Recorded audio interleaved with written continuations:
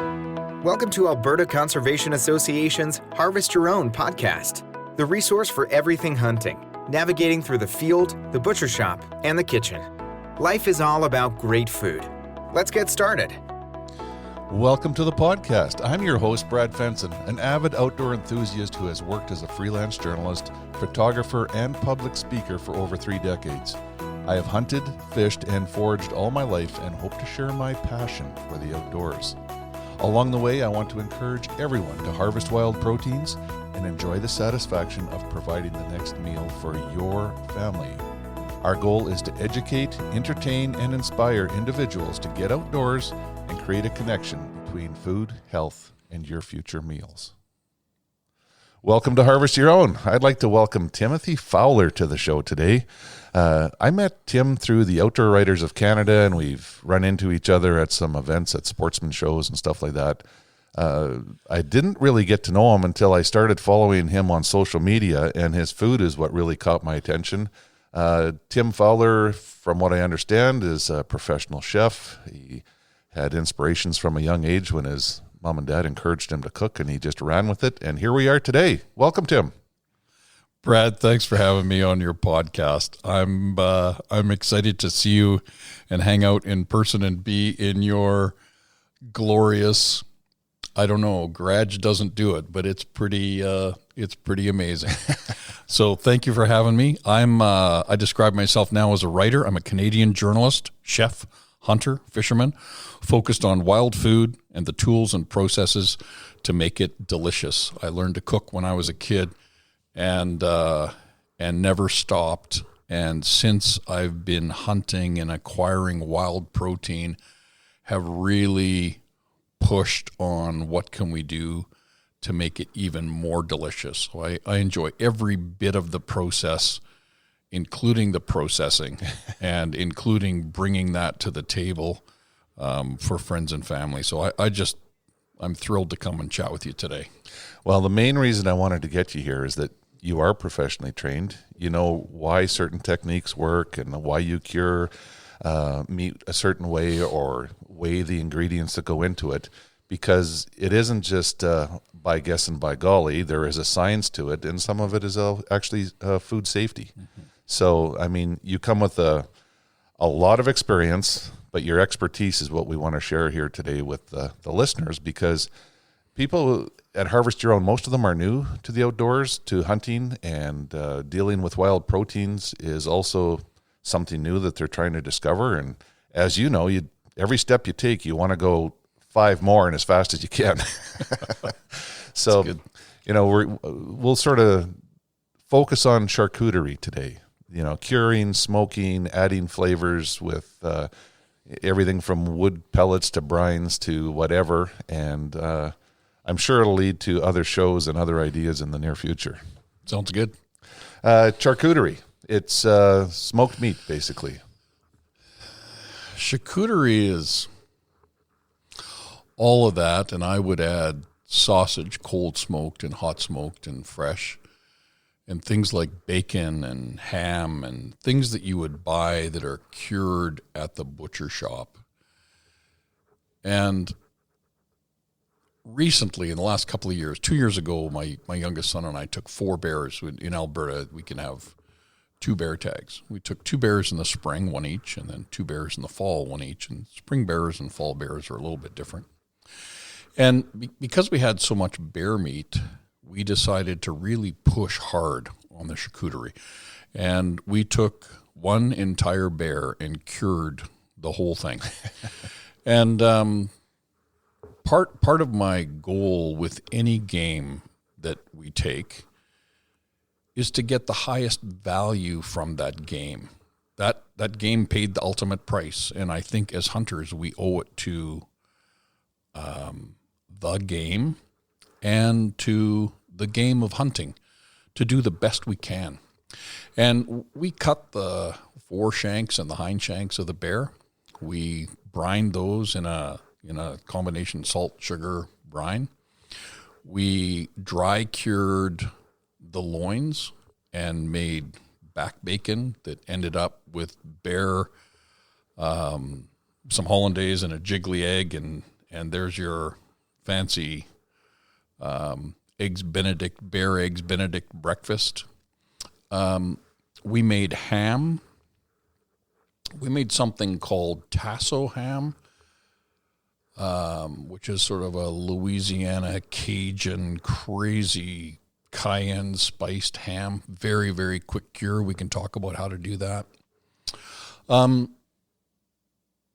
then a regular ham, like a regular dinner ham. And what that does for me as a cook is gives me all kinds of interesting ingredients to use throughout the year with a variety of game. So we chatted last week about my Instagram post, cassoulet. Cassoulet is a traditional French, honestly, it's a peasant dish that's based mostly on beans.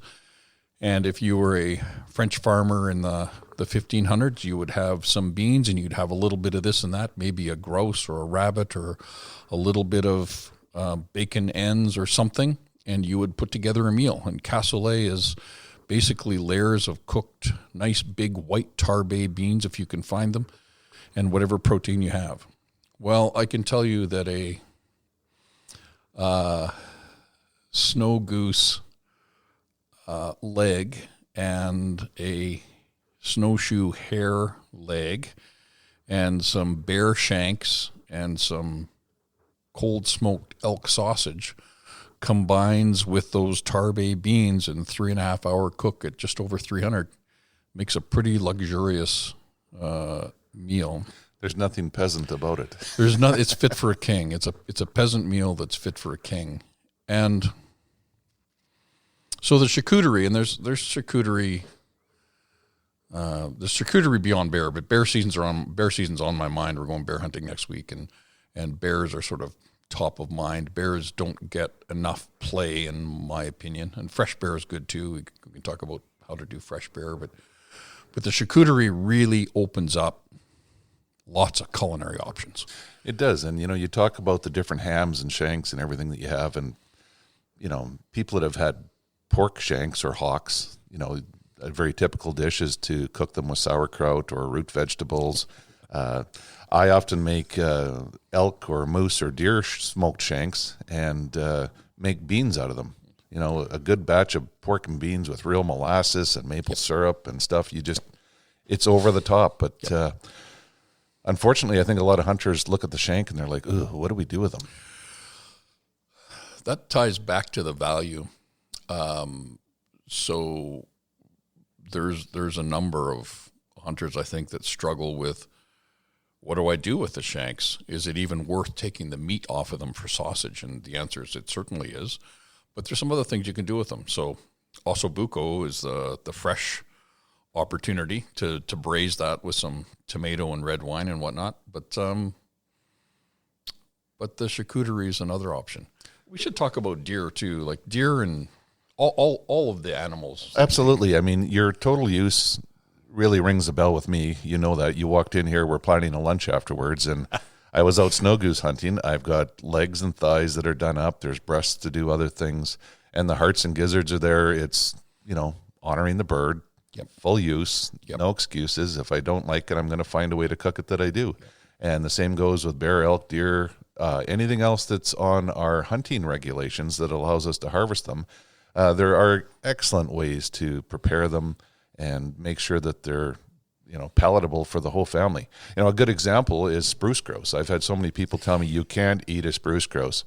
Well, I did some half-pint full hens on the weekend where I used a mini can of V8 like a drunken chicken and put it inside, and we brined it and smoked it, and all I know is I want to shoot more spruce grouse this year. So as part of it is a mentality and how we think about it.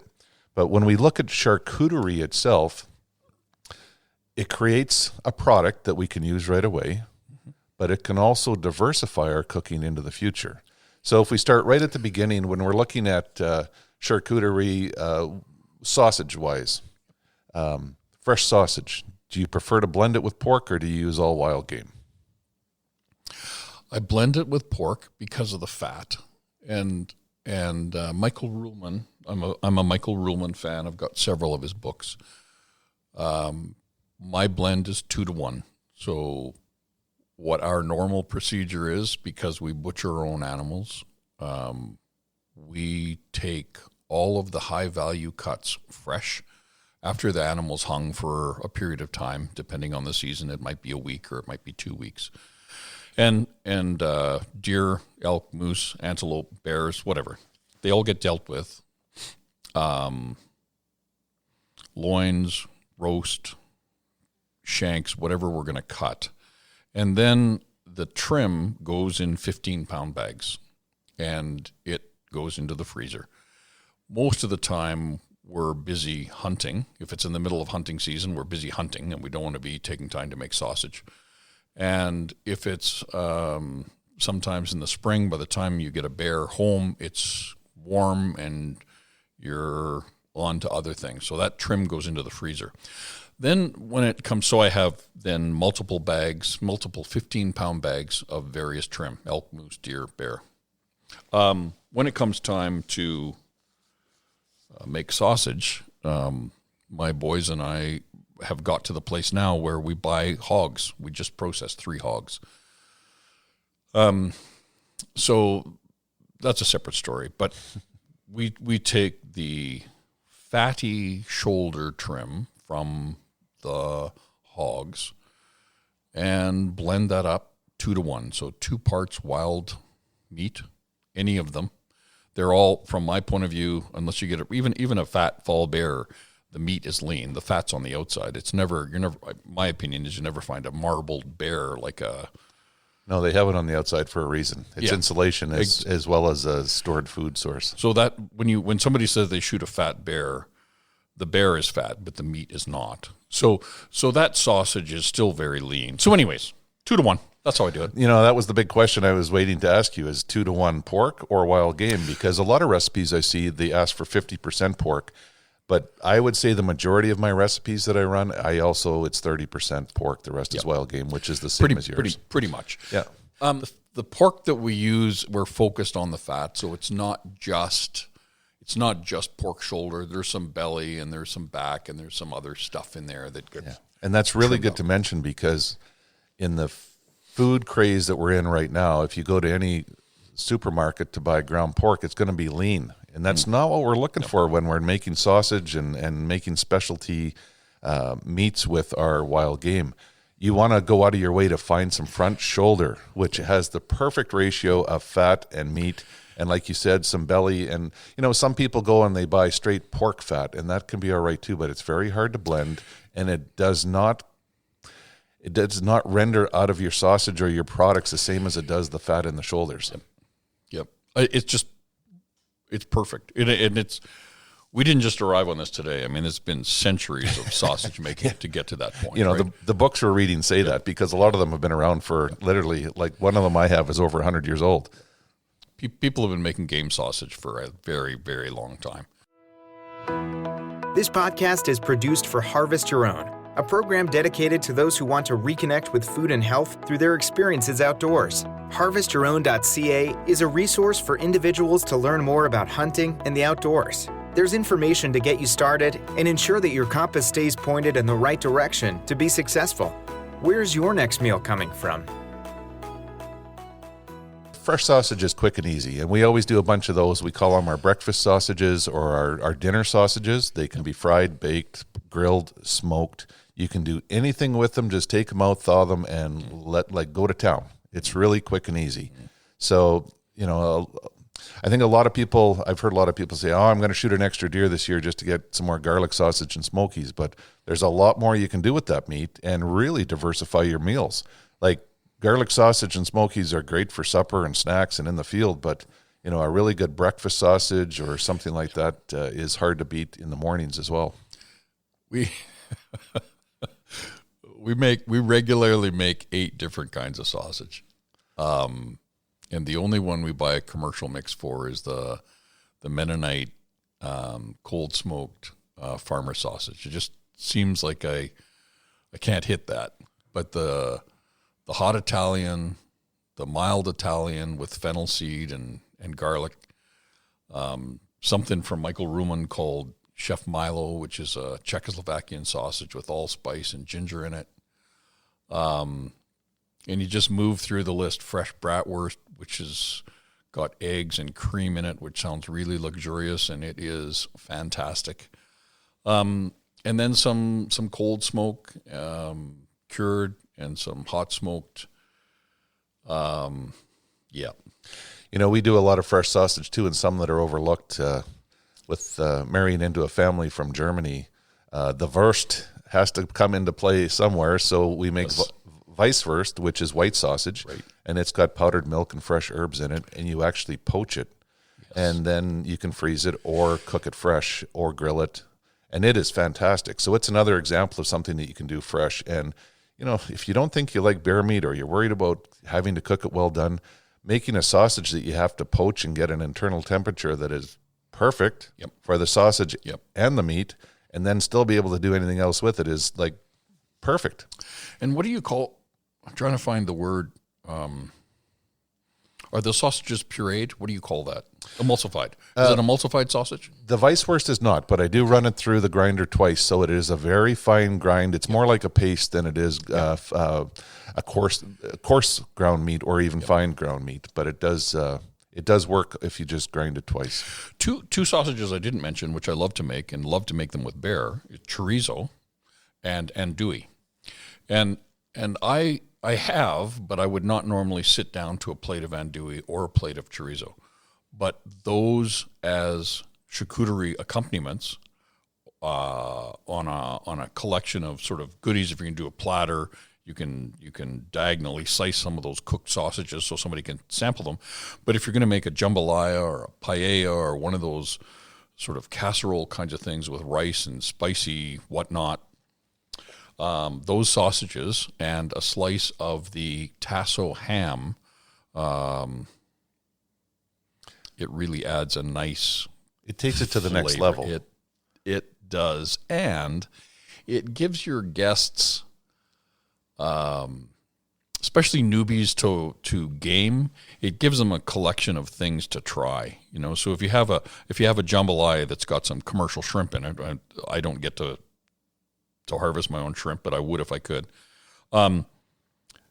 You can have a little bit of bear tasso in that tasso ham. You can have an elk or an antelope or something else, chorizo and andouille and yeah. You know, almost all of those we make out of birds as well. Canada goose, of course, when you shoot a limit of those big honkers, there's a lot of meat on them. Yeah. And snow geese, we've had some snow goose hunts where we, harvest upwards of 200 birds. That's a lot of snow goose. You find new ways of working with them and dealing with them, and most of all, enjoying them.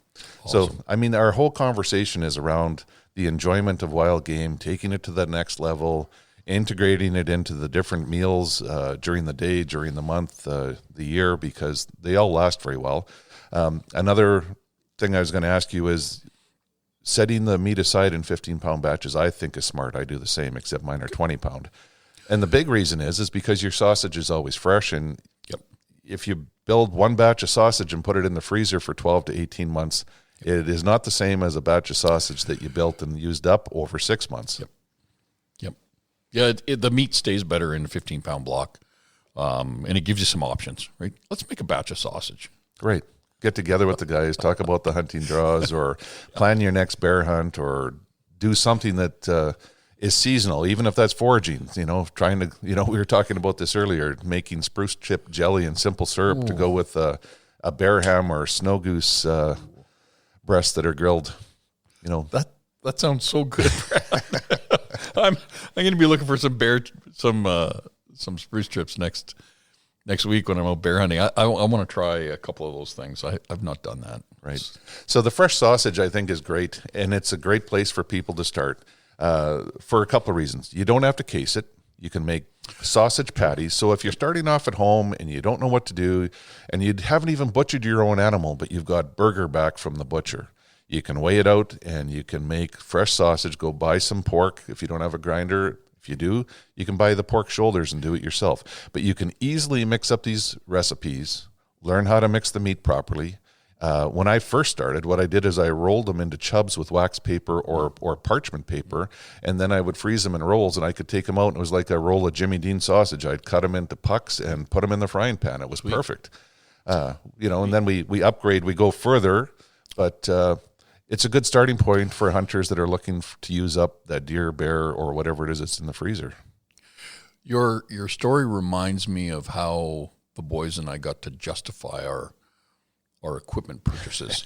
and this might be just a mental gymnastic, but in that scenario, so we would take your, I don't know, so you're going to take 20 pounds, you're going to blend it up and you make 30 pounds of sausage. And sausage retails for, say, $8 a pound. Okay, so let's do the math on that. There's 30 pounds times 8, that's $240. We just saved $240. You know what? That is going to get us half of a grinder. Let's do that again. Okay, Now we got our grinder. And we're going to split it 3 ways. So we each have, if a grinder is $500, we each have a quarter of that or a third of it. And then you go on to the next piece. The grinder's first, then you get a sausage stuffer. Now we need a mixer. Did the hogs. And the hogs were $900. So we had three hogs, $300 a piece. They were good-sized hogs. They were 200 pounds, something like that. And when you go through and break down what you get out of those hogs, the trim, and compare that to, okay, we're going to use, I think we made 180 pounds of sausage, so we used 80 pounds of trim. So if I went to the store and bought 80 pounds of trim, what would that cost? And then you go through the list of the things that you produced. Bratwurst, again, $10 a pound. Well, we have, 40 pounds of bratwurst. And then you go on to the bacon. Well, we're talking about hogs now. We're not talking about wild game, but it's related. We made bacon. Bacon is a high-value product. So that justified us getting a slicer. This year was the year we added the slicer. The family said, well, okay, Dad, we're making all this bacon. You know what? It would raise the value of the bacon if it was sliced consistently. Let's get a slicer. Well, $60 a piece, and we have a premium, pretty good slicer. So we do things the same way. I had a bunch of buddies that got into meat cutting with me years ago. And the first winter, it was during the heyday when they were giving out 3 mule deer doe tags, and we still had lots of moose and lots of tags. We made 2,200 pounds of sausage that winter. We'd get together at least once a month and make a different variety. So where there's a will, there's a way. So people getting into it, embrace it, take it to the next level. The next level to me is the smoked sausages. This podcast was made possible by Alberta Conservation Association and the Harvest Your Own community.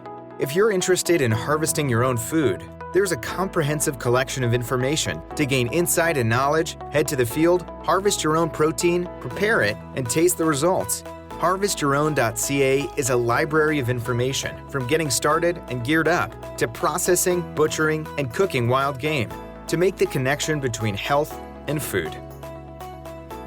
So I want your expertise. I mean, I've seen you brought 2 different books by Michael Ruhlman. He's got rules about curing meat, and I think those are important messages to pass on today.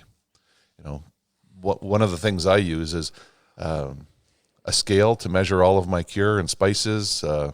It's a ratio or it's more of a percentage. I guess if you're trained to do it, it is a true percentage, which is easy math to do, to calculate for whether you want to make some type of smoked sausage or hams or smoked goose breasts. For instance, I made a batch of pastrami this last week, and I used cure and I used a percentage. Yep. That particular case isn't as important to be exacting because it's in a liquid, and right. The liquid can only hold so much salt and cure, and the rest of it just doesn't get absorbed. It doesn't matter. But when you're dry curing and brining meats, the percentage is really important. Like when you did your pork bellies and turned them into bacon, you would have measured everything precisely. Yep. So being a commercial guy is meaning being a commercial food service guy. I came from that industry. Two things I notice between the commercial kitchen and a home kitchen is one is in the commercial kitchen everything is scaled. That's one. And the second thing is everything is kilogram. So we converted in, I don't know, a long time ago to metric in Canada. And when you use a metric measurement. It's in kilograms, and everything is 1/10, and it's just so much easier to deal in kilograms. So a couple of things. A decent scale, I think mine is 11 kilograms, and I have a 25 kilogram scale in my garage. So that's where I weigh the big stuff, and if it's 10 kilograms, whatever it is. But then I have an 11 kilogram scale to the gram in my kitchen, and then I have I'm not even sure what it is. It might be 200 grams. It's a very small scale, and it's accurate to 0.2 of a gram. So when I'm weighing salt, and I need 12 grams, it's 12.00 grams. And we need to have that kind of accuracy. I bought those scales on Amazon. The big one is probably less than $50, and the smaller one is probably less than $30. And they are indispensable. So our process is we weigh the meat. It's going to be, now I'm sorry to tell you that it's going to be 21.5 pounds, but whatever that is in kilograms, we calculate that and we multiply that by the percentage of salt. And we don't agree in my family on what the percentage of salt should be. Some folks will tell you 2%. Some folks will tell you 1%. But either one of those is fine. Somewhere between 1% and 2% is going to be your the amount of salt for the fresh sausage. And when you get into the cure, I don't even want to tell you the percentage on the podcast. I want you to find that in your resource book and follow it. And it's probably 0.001 something, 1.8, 1.5. Some of them are 2. But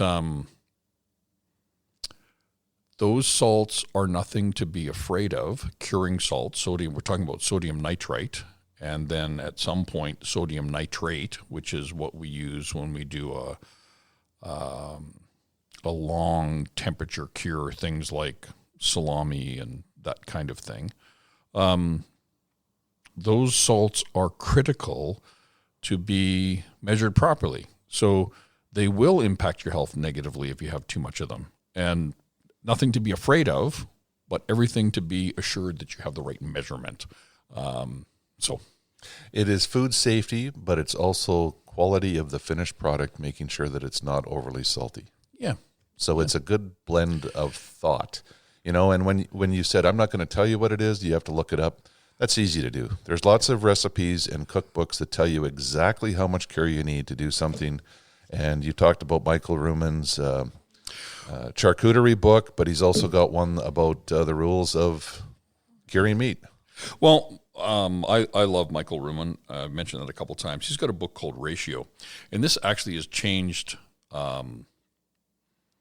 It's changed how I cook at home, and it gives you a compass.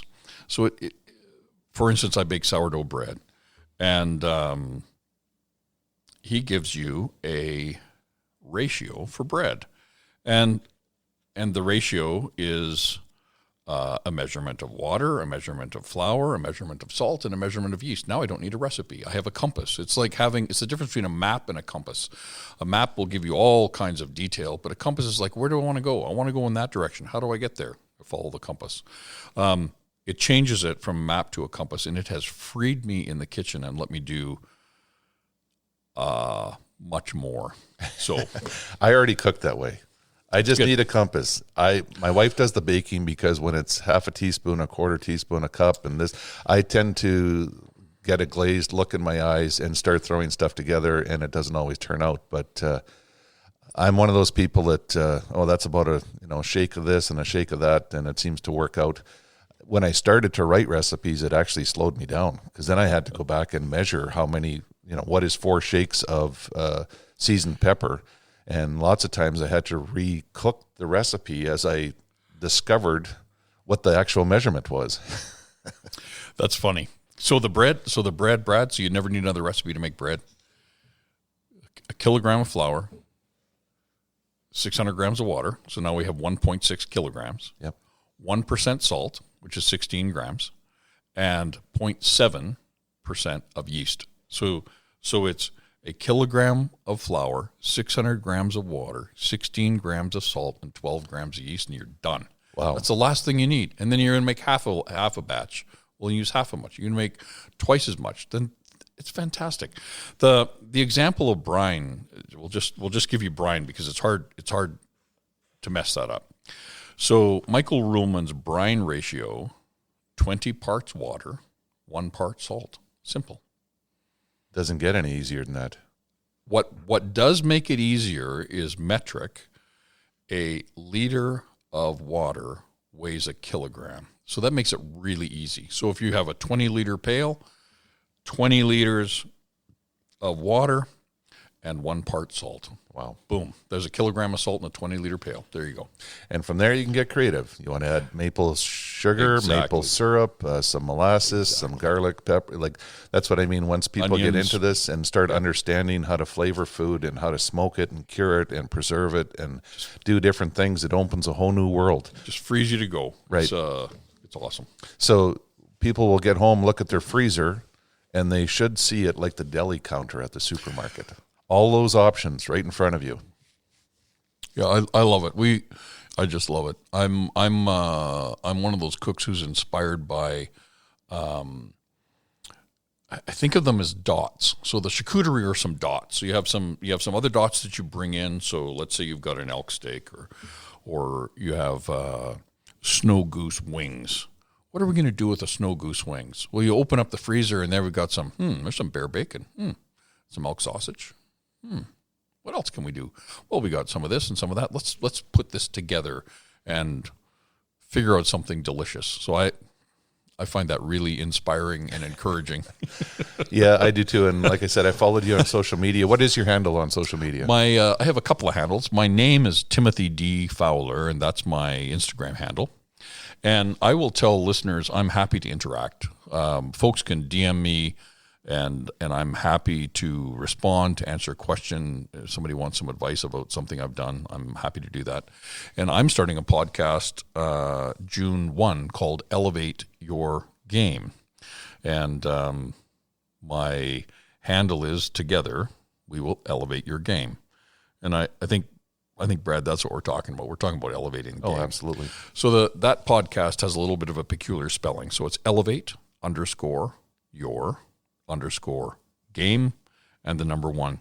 And we'll be elevating, we'll be talking to experts. We'll be reviewing some products, and we'll be doing some cooking. And it's all about making the game delectable on the table and giving people some options to make stuff delicious. And it's not that hard to do. I want to thank you for coming in today. I look forward to listening to your new podcast. You know, the more people we can influence positively about wild game, how to eat it, and the total experience, I think everybody's better off. So we appreciate your time and your knowledge today, and we are going to have to find a way to get you back to talk about some other topics. Awesome. Thank you, Brad. It's been a pleasure. We hope to inspire people to reconnect with nature and appreciate where your food comes from by harvesting your own. For more information on getting started or to learn specifics about the Field to Fork experience, visit harvestyourown.ca and follow on Facebook and Instagram. Check back often for new material, recipes, and videos that are posted regularly. Please subscribe to Harvest Your Own podcast and take the time to rate and review the show to help us build a dedicated core of passionate hunters as our regular audience. Until next time, embrace the outdoors and all it has to offer. Thanks for joining us.